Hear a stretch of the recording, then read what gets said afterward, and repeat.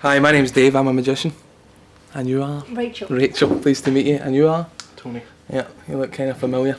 As a magician, people ask me quite often, why did you get into magic? And I say it's because I like to entertain people. But there's a friend of mine who says it's to compensate for very deeply layered psychological trauma.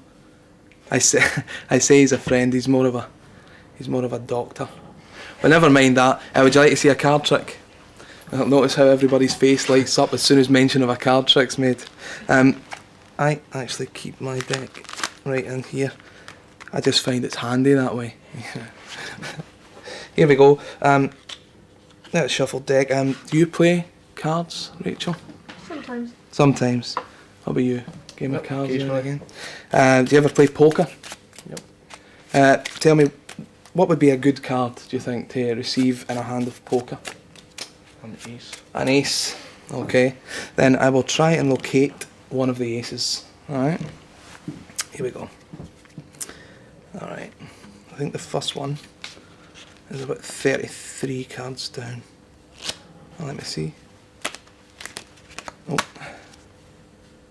Yeah, I think I got one. Is that an ace? Nope. I know that's a 4. I was looking for aces. Let's see if we can get the 1, 2, 3, 4 aces just like that. You're enjoying it now, I see. Alright, well, that's a particularly flashy way to find cards, and magicians can get away with that type of thing. Gamblers, on the other hand, they can't outwardly display skill because people will think they're going to cheat them. So that's how a magician might find cards, and here's how a gambler might find them. We'll take the aces one at a time and lose them inside the pack. And you'll notice that each ace actually goes in to a different part of the deck, and I'll actually shuffle them in between times just so you don't think that I'm controlling them or that I'm putting them in a particular place. This will be the next ace to go in. And the last one, Rachel, I wonder if you would mind pushing the last one face up anywhere you like into the pack. Okay, so 4 aces in 4 different parts of the deck. The last ace was actually chosen its position by you. That's 4 aces inside this pack. I showed you how a magician does it. Now I'll show you how a gambler does it.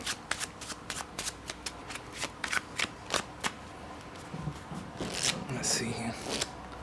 Cut. Yep, I got one. That's the first one. That was actually the one you put in there. But you know, real men can find aces using just one hand. This two-handed stuff, that's child's play. Real men can do it with just one hand. Unfortunately, I can too. And just for this very special Tuesday, here we go. Next 3 aces, just 1. Yep, I think I felt one just there. Here we go. You see, when I said one hand, most people think I meant this hand, but I actually meant this hand over here. That's the 4 aces one more time. We'll keep this going with the aces, but we'll add something else into the mix. We will have a card selected.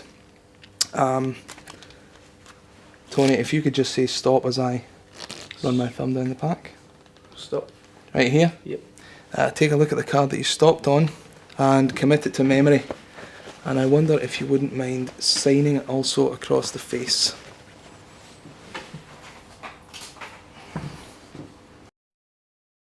Don't let me see it.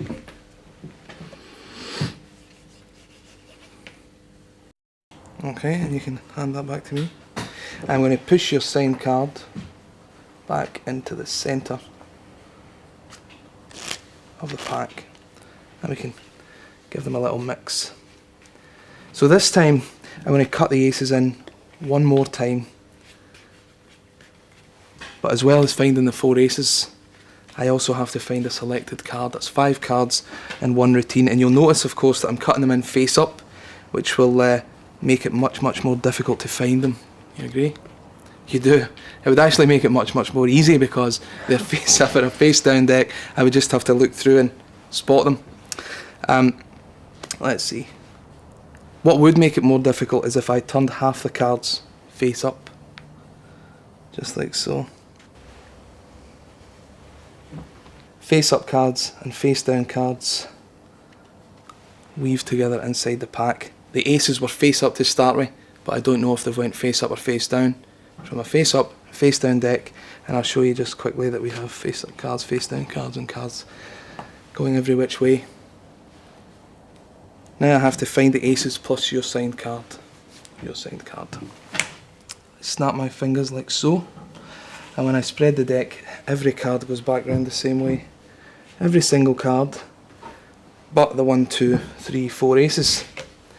And some of you will have noticed, of course, that there are 3 cards in between each of the aces.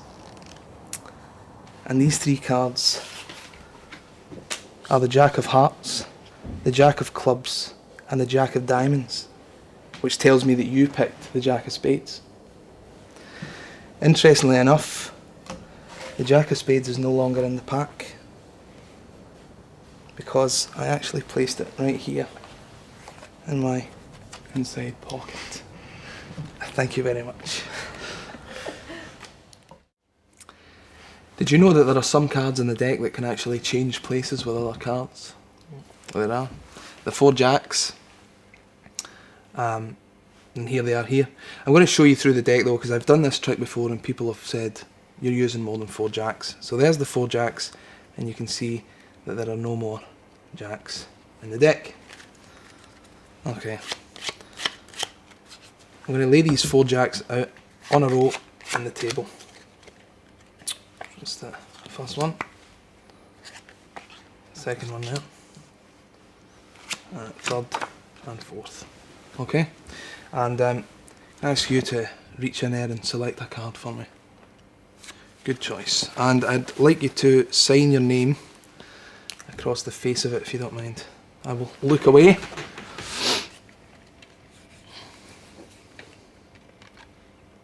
You can let me know when you've done that. Yep. Okay, is the card face down? Yep. Okay. Now take your signed card and push it into the centre of the pack. Okay? I'll mix it in there a little bit. Now, I'm going to add 3 cards to each of the Jacks on the table. Okay?